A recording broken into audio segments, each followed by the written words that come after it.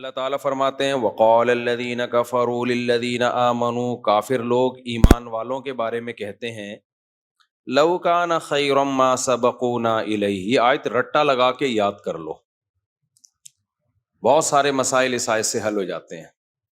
وہ کہتے تھے لو کان خیرا، اگر یہ اسلام کوئی خیر کی چیز ہوتی، ما سبقونا الیہ، تو یہ جو ایمان لائے ہیں نا لوگ، یہ ہم سے پہل نہ کرتے. کیا مطلب؟ ایمان جو لائے تھا ان کو کیا کہا جاتا تھا؟ صحابہ. وہی تھے نا صحابہ.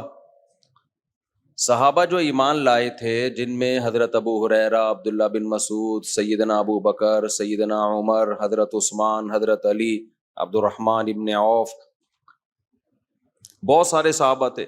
انس ابن مالک، جو مشہور صحابہ ہیں، حضرت ابو دردہ.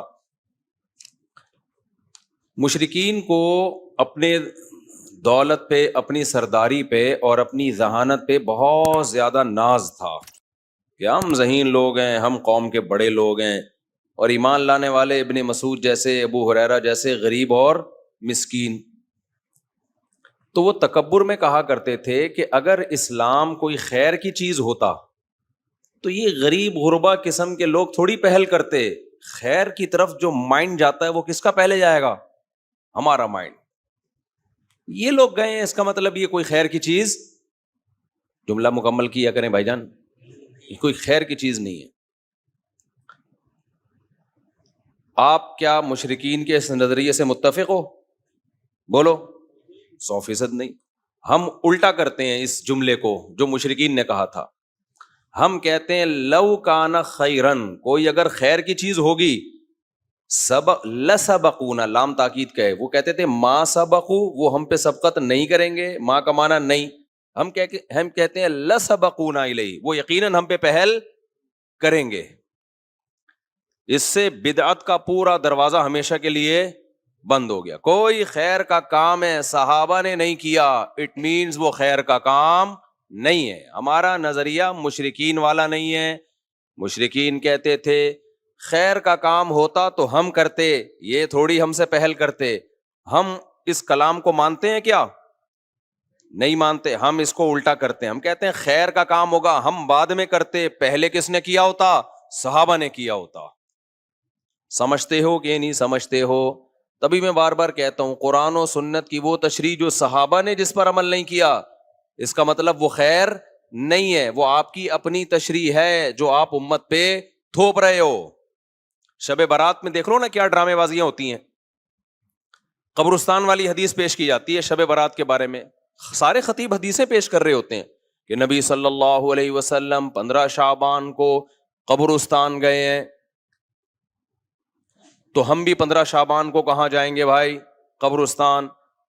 ہم کہتے ہیں حدیث ضعیف ہے، کہتے ہیں نہیں بھائی تمہیں تو جو حدیث تمہارے خلاف جائے وہ ضعیف ہو جاتی ہے. لو بھیا، تو آخری جواب کیا ہوگا؟ ارے صحابہ سے دکھا دو کون اس رات قبرستان گیا ہے.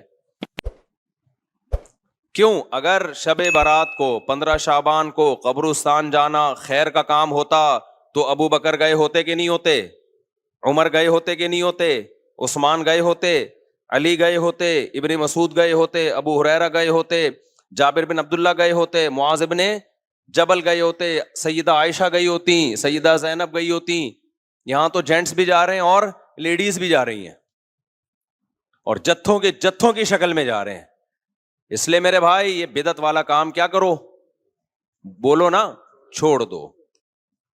لو کان خیرا ما سبقونا الیہ، اذان سے پہلے اگر اس کام کی کوئی فضیلت ہوتی جو ہمارے ہاں صلاۃ والسلام پڑھا جاتا ہے بعد میں بھی پہلے بھی، تو بھائی صحابہ کرام اس کام میں ہم پہ پہل کرتے، کیونکہ وہ لوگ خیر پر ہم سے بہت زیادہ حریص تھے. تو دین کو قرآن و سنت کی ایسی تشریح جس میں آپ صحابہ کو بیچ سے ہٹا دیں، وہ تشریح اٹھا کے دیوار پہ دے مارو، چاہے وہ دیکھنے میں کتنی ہی اٹریکٹیو لگے، اس کی دلیل آپ کو کتنی ہی مضبوط لگے. سمجھتے ہو کہ نہیں سمجھتے؟ یہی وجہ ہے کہ بہت سارے فقہا بعض حدیثوں کو چھوڑ دیتے ہیں کہ بھئی ہمیں صحابہ میں اس کا یہ عمل نہیں ملتا، اور بعض کمزور حدیثیں ہوتی ہیں لے لی جاتی ہے. کیوں؟ وعلیہ العمل، وہ دلیل یہ دے رہے ہوتے ہیں اس پر کیا ہے؟ عمل ہے. اور ان سب باتوں کی دلیل جیسے قرآن کی آیت ہے، ایک اور حدیث ہے جو میں بار بار بیان میں بتاتا ہوں. آج میرا ٹاپک نہیں ہے تو میں آگے چلوں گا انشاءاللہ یہ اس کو بیان کر کے. وہ یہ کہ جب نبی صلی اللہ علیہ وسلم نے فرمایا نا امت میں 73 فرقے ہوں گے، کلہم فی النار، سب کے سب جہنم میں سوائے ایک کے. اس حدیث کو اس پہ تو پیش کیا جاتا ہے کہ فرقہ واریت غلط ہے، فرقے نہیں ہونے چاہیے. لیکن جتنے لوگ یہ حدیث پیش کر رہے ہوتے ہیں آدھی بات کرتے ہیں اور آدھی پی جاتے ہیں. یقیناً اس حدیث سے پتہ چلتا ہے صرف ایک جنتی، باقی سارے کہاں؟ بولو نا، جہنم. واقعی فرقے غلط ہیں، فرقے نہیں ہونے چاہیے. لیکن پوری بات تو پوچھو بھائی، سارے فرقے جہنمی ہیں؟ سارے جہنم میں؟ نبی نے فرمایا ایک ان میں سے کیا ہوگا؟ بولو نا، وہ جنت میں ہوگا. وہ بھی تو فرقہ ہی ہوگا، وہ بھی تو ایک کانسیپٹ ہی ہوگا، وہ بھی تو ایک نظریہ ہی ہوگا. اگلا سوال صحابہ نے پوچھا، یا رسول اللہ کون سا فرقہ جنت میں جائے گا؟ یعنی کلہم فی النار، سارے جہنم میں، تو ایک جو جنت میں ہوگا وہ کون سا ہوگا؟ تو نبی نے جو علامت بتائی ہے اس کو خوب غور سے سنو. بار بار بتاتا ہوں، نبی یہ نہیں فرمایا کہ جو قرآن پہ چلے گا، کیونکہ ہر فرقہ اپنی نسبت کس کی طرف کرتا ہے؟ بھئی ہم تو قرآن کو تو سب مانتے ہیں، کیونکہ وہ مسلمانوں کے اندر فرقے ہوں گے نا، اسلام کی طرف نسبت کریں گے اپنی. تو قرآن تو بیسک ہے نا. کوئی فرقہ ایسا ہو سکتا ہے کہ میں مسلمانوں کا ایک فرقہ ہوں اور میں برحق ہوں؟ کیا بھئی ہے تو دلائل کہاں سے لیتا ہے؟ میں تورات سے دلائل لیتا ہوں. میں جب ریفرنس دوں گا تورات اور انجیل کے دوں گا تو لوگ کہیں گے یار تو جڑ سے ہی ختم ہو گیا. اس لیے قرآن کے نام پہ تو ہر شخص کوئی صحیح تشریح کرتا ہے اور قرآن کے نام کا کوئی منجن بیچتا ہے. تو اس لیے نبی نے یہاں قرآن کا نام نہیں لیا. یقیناً قرآن پہ چلنا ہی والا ہی برحق ہوگا، لیکن یہاں نبی تو بتا رہے ہیں نا کہ ان 73 میں ٹھیک کون سا ہوگا. تو اس کی سلیکشن کا آسان طریقہ بتایا جائے. اگر آپ بتا دیتے جو قرآن پہ چلے گا تو ہر شخص دعویٰ کیا کر رہا ہے؟ قرآن. پروفیسر غامدی صاحب بھی کہتے ہیں میں قرآن کو مانتا ہوں. وہ حضرت عیسیٰ کی موت کے دلائل بھی قرآن سے دے رہے ہوتے ہیں، حالانکہ قرآن سے ان کی موت کے دلائل، لیکن باتوں کو گھما دیا. پبلک کو تو نہیں قرآن کی سنت کا زیادہ پتا ہوتا. تو نبی نے کیا فرمایا؟ یہ بھی نہیں فرمایا کہ جو حدیث پہ چلے گا، اس لیے کہ بہت سے لوگ اپنی نسبت کہاں کر دیتے ہیں؟ حدیث کی طرف. لیکن حدیث کی وہ ایسی تشریح کر رہے ہوتے ہیں جو صحابہ سے ثابت نہیں ہوتی. اس لیے پوری بات نبی نے فرمائی، ما انا علیہ و اصحابی، جس پر میں ہوں اور میرے صحابہ. میں کا کیا مطلب؟ قرآن پہ تو چلنا ہے، لیکن قرآن پہ اس طرح سے چلنا ہے جیسے میں چلا. قرآن کی کوئی ایسی تفسیر مارکیٹ میں نہ لے آنا جو میرے زمانے میں نہ ملتی ہو، جس پر میرا عمل نہ ہو، اور میرے عمل کی ایسی تفسیر نہ لے آنا جو صحابہ سے ثابت نہ ہو. تبھی تو میں بار بار جو چیلنج کرتا ہوں نا، 3 طلاق ایک نہیں ہوتی، اس پہ بہت سارے اب میرے خلاف کلپ آنے لگے. ابے کسی ایک صحابی سے دکھا دو نا یار جس نے 3 طلاقوں کو ایک کہا ہو، دکھا دو نا آپ. اور حدیث کی کتابوں میں 3 کو 3 کہنے کے فتوے بھرے ہوئے ہیں، اس کا کوئی جواب نہیں دیتا. گھماتے رہتے ہیں ایکچولی یوں کر کے. چھوڑو تم قرآن و سنت کو، تم یہ بتاؤ قرآن و سنت کی وہ تشریح معتبر ہے جو صحابہ کی تھی یا تمہاری اپنی معتبر ہے؟ تو خیر یہ تو بیچ میں ضمناً ایک مسئلہ آ گیا، لیکن یہ پورا اصول ہے، یاد رکھو. آپ صحابہ کو بیچ سے نکال کے اگر ڈائریکٹ قرآن و سنت پہ چلنے کی کوشش کرو گے، لیبل قرآن و سنت کا ہوگا، لیکن وہ قرآن و سنت کی آپ کی ذاتی تشریح ہوگی جو آپ اٹھا کے امت پہ تھوپ رہے ہوگے. سمجھتے ہو گے نہیں سمجھتے؟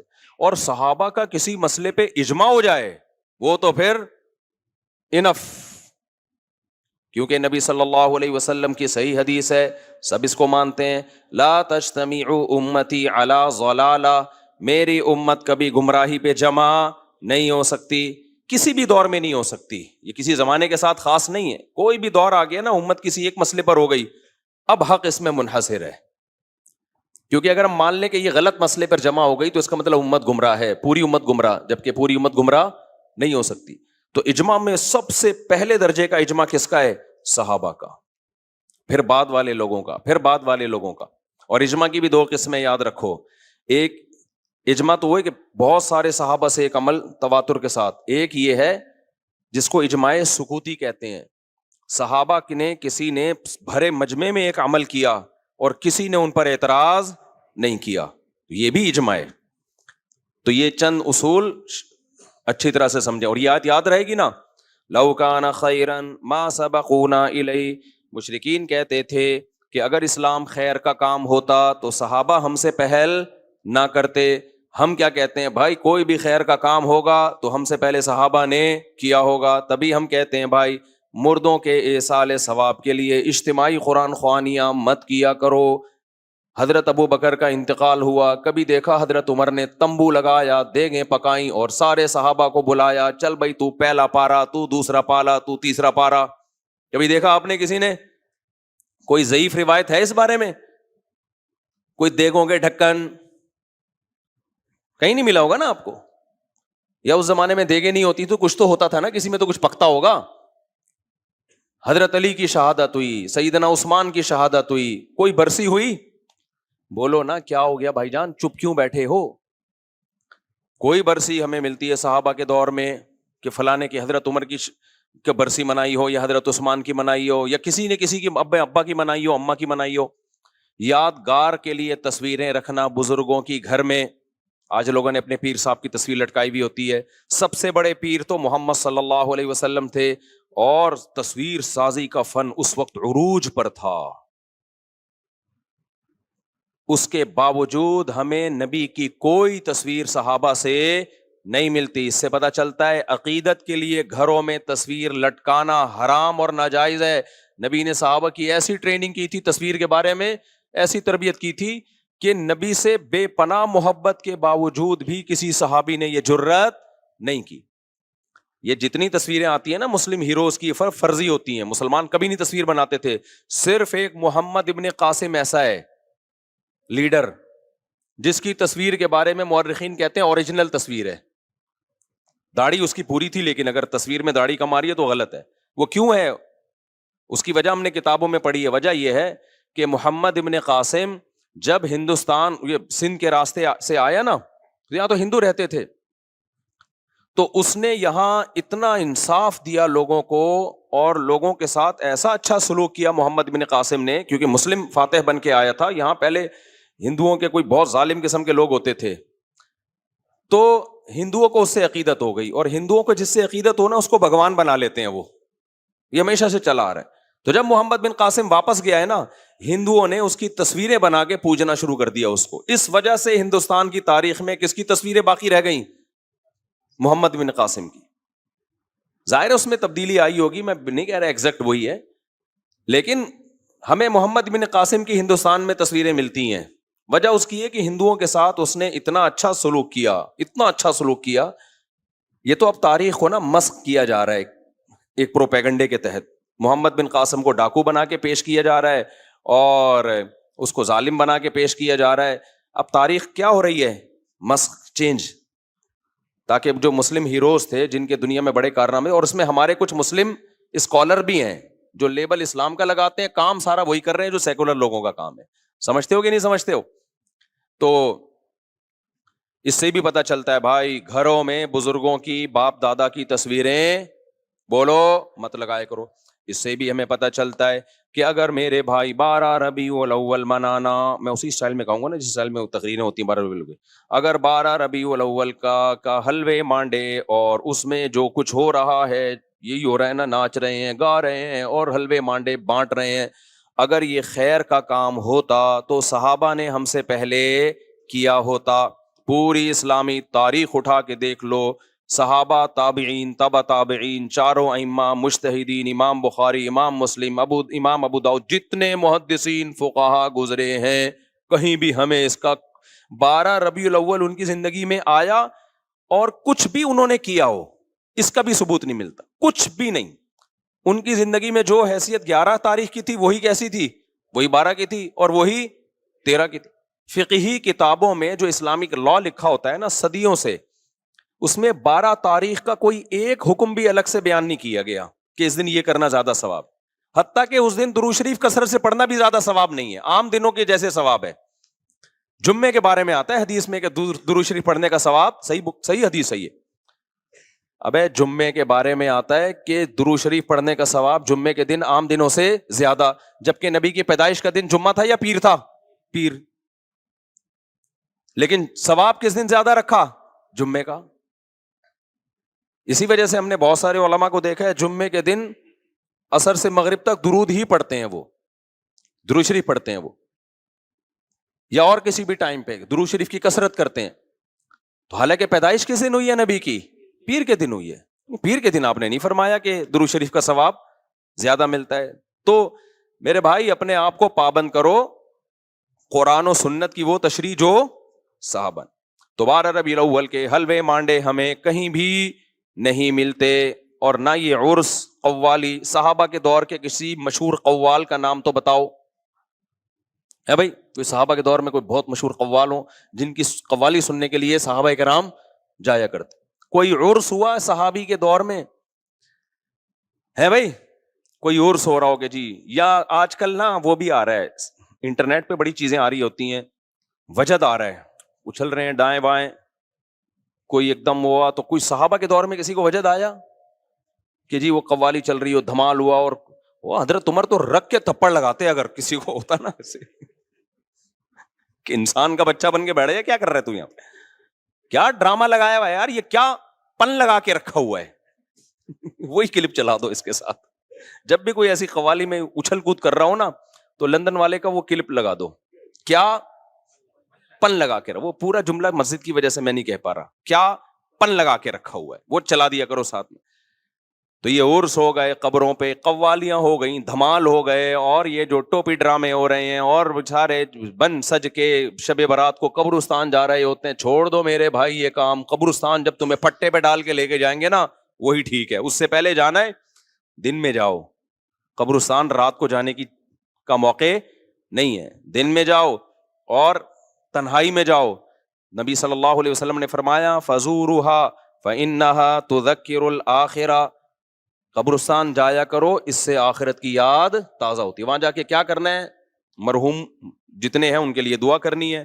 سب سے پہلے تو ان کو سلام کرنا ہے، السلام علیکم یا اہل القبور، اے قبر والو تم پر سلامتی ہو.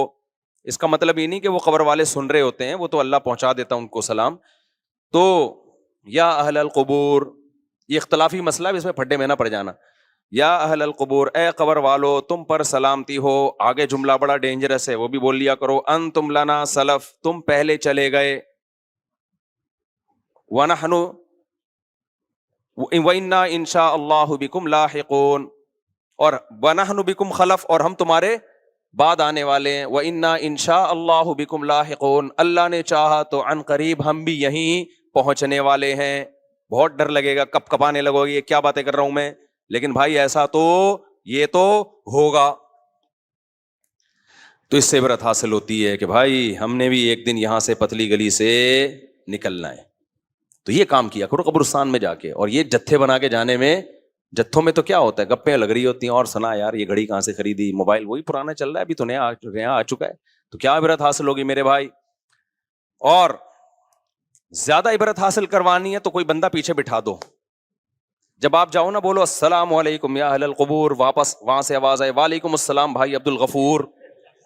پھر جو عبرت حاصل ہوگی انشاءاللہ سارے کبیرہ صغیرہ کبیرہ گناہ سے توبہ کی ہمیشہ توفیق مل جائے گی، کیونکہ آپ کو لگے گا کہ قبر سے رپلائے آ گیا ہے. پھر تو ایسا انسان کے بچے بنو گے نا ساری زندگی. تو خیر یہ آیت یاد رکھیں، جتنی بدعتیں ہیں تو سب اسی میں داخل ہیں. تو چھوڑ دو ان بدعتوں کو میرے بھائی. سیدھا سیدھا صاف ستھرا ملت بیضاء جو اللہ اس کے رسول نے ہمیں دیا ہے، صاف ستھرا دین. تو جو نبی صلی اللہ علیہ وسلم اور صحابہ سے منقول ہے، یہ ربیع محرم میں بھی یہی ہے. ہمارے نبی صلی اللہ علیہ وسلم نے نوحہ کرنے سے منع کیا ہے. صحیح حدیثیں جن پر لعنت کی گئی ہے. اہل بیت کبھی بھی میتوں پہ چیخے نہیں مارتے تھے، کبھی بھی نوحے نہیں کرتے تھے، صبر کر کیا ہے انہوں نے. تو ہمیں بھی کیا حکم ہے میرے بھائی، نہ ہم نے برسیاں منانی ہیں، اور نہ ہم نے گریبان چاک کرنے ہیں، نہ ہم نے سینوں کو پیٹنا ہے. اور ویسے بھی شہید کا کوئی شہید تو زندہ ہوتا ہے، اور ہم زندہ جاوید کا ماتم نہیں کرتے. سمجھتے ہو کہ نہیں سمجھتے؟ تو ہم نے بھائی صحابہ کو فالو کرنا ہے, ہمارے پاس جو دین چلا آ رہا ہے. اور پھر بار بار کہتا ہوں کسی کے مسلک کو چھیڑو نہیں, اپنے کو چھوڑو نہیں. یہ اس لیے نہیں کہتا اپنا غلط ہے اس لیے نہیں چھوڑو, اپنا صحیح ہو تو اس صحیح کی بات کر رہا ہوں, چھیڑنے سے منع کر رہا ہوں. کیونکہ آپ دلیل کی دنیا میں بات اپنی دنیا کے سامنے رکھ دو, بس اتنا تو چھیڑنا ضروری ہے. آگے بحث مباحثہ کرنے کی کوشش مت کرو, اس سے اختلاف پیدا ہوتا ہے, جھگڑے پیدا ہوتے ہیں, ملک میں فساد پیدا ہوتا ہے. یہ مطلب ہے میرا کہ دوسرے کو چھیڑو نہیں. سمجھتے ہو کہ نہیں سمجھتے؟ اور اپنے کو چھوڑو نہیں کا مطلب یہ نہیں کہ اگر اپنا غلط ہونا ثابت ہو جائے تو بھی نہیں چھوڑو. تو اپنے سے میری مراد ہمارا اپنا, جس کو ہم صحیح سمجھتے ہیں, اس کے بارے میں ہم کہہ رہے ہیں. میری ہر چیز کو لوگ غلط لے کے جاتے ہیں کہ اچھا تمہارا مسئلہ غلط ہو تو بھی نہیں چھوڑو, غلط ہونا ثابت ہو جائے گا 2 منٹ میں چھوڑ دیں گے انشاءاللہ. ثابت تک کرو میرے بھائی, تمہارے کہنے سے تھوڑی ثابت ہوگا.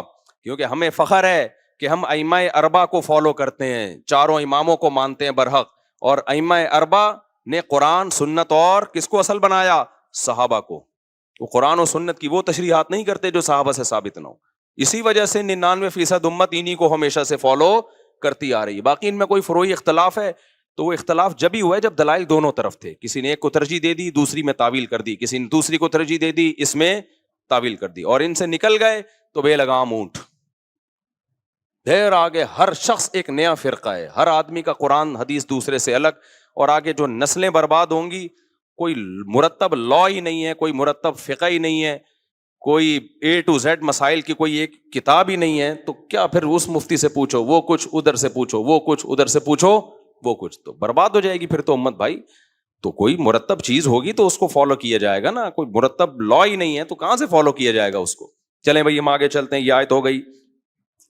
تو خلاصہ کیا نکلا بھائی, یہ حلوے مانڈے اور یہ محرم میں جو کچھ ہو رہا ہے, جو کر رہے ہیں ان کو کرنے دو, چھیڑو نہیں. لیکن جب ہم سے کوئی پوچھے کہ کیوں نہیں کر رہے, ہم کہیں گے بھائی ہم کس کو مانتے ہیں؟ صحابہ کو. صحابہ نے نہیں کیا, ہم بھی نہیں کریں گے. یہاں بعض لوگ دلیل دیتے ہیں کہ صحابہ نے تو مدرسے بھی نہیں بنائے, صحابہ کے ہاں تو بخاری کا گھنٹہ بھی نہیں ہوتا تھا, ترمذی کا گھنٹہ بھی نہیں ہوتا تھا, ہدایہ کے پیریڈ بھی نہیں ہوتے تھے. اور بھائی جان کچھ چیزوں کا تعلق مینجمنٹ سے ہوتا ہے, سمجھتے ہو؟ مدرسہ صحابہ کے ہاں بھی تھا, اصحاب صفہ مدرسہ تھا نا. تو نظم کسی چیز کا بنانا, اس میں ثبوت کی ضرورت نہیں ہوتی, وہ ہر شخص کا اپنا نظم, ہر مدرسے کا اپنا نظم ہوتا ہے. سمجھ رہے ہو؟ پہلا پیریڈ کسی کے ہاں بخاری کا ہوگا, دوسرا ترمذی کا. کسی کے ہاں پہلا ترمذی کا ہوگا, دوسرا بخاری کا. کسی کے ہاں 1 گھنٹے کا پیریڈ ہوتا ہے, کسی کے ہاں 45 منٹ کا ہوتا ہے. کسی کے ہاں دیسی سٹائل ہوتا ہے, پیریڈ سسٹم ہی نہیں ہوتا, سسٹم ہوتا ہے ان کے ہاں. خیر, تو یہ مینجمنٹ سے ان چیزوں کا تعلق ہے. اس کی مثال ہے جیسے گھڑی. اب ہم نے لگا دیا 8:30 بجے عشاء کی نماز ہوگی, کوئی کہ صحابہ کے دور میں تو گھڑیاں نہیں ہوتی تھیں. اب بھائی جان یہ سوال کیا ہے, تو گھڑی ایجاد ہی نہیں تھی تو ہوتی کہاں سے؟ جبکہ ربیع الاول تو صحابہ کے دور میں بھی تھا. یا تو آپ کہتے ہیں ربیع الاول ایجاد ہی ابو ہے, تو وہ اس دور میں بھی تھا, اب بھی ہے. تو کچھ لوگ عجیب سے باتیں کر رہے ہوتے ہیں, کہتے ہیں اس دور میں گھڑیاں نہیں تھی تو گھڑی بھی, جہاز تھے کیا تو جہاز بھی بدعت ہے. بھائی اس دور میں بھی سواری تھی, آج بھی کیا ہے؟ سواری ہے. سواری مقصد تھوڑی ہے, وہ تو ذریعہ مقصود ہے. تو نبی کے دور میں جہاز ہوتے تو آپ بھی جہاز میں ہی سفر کرتے. تو بدعت کا مطلب کسی چیز کو دین سمجھ کے کیا جائے, سمجھتے ہو؟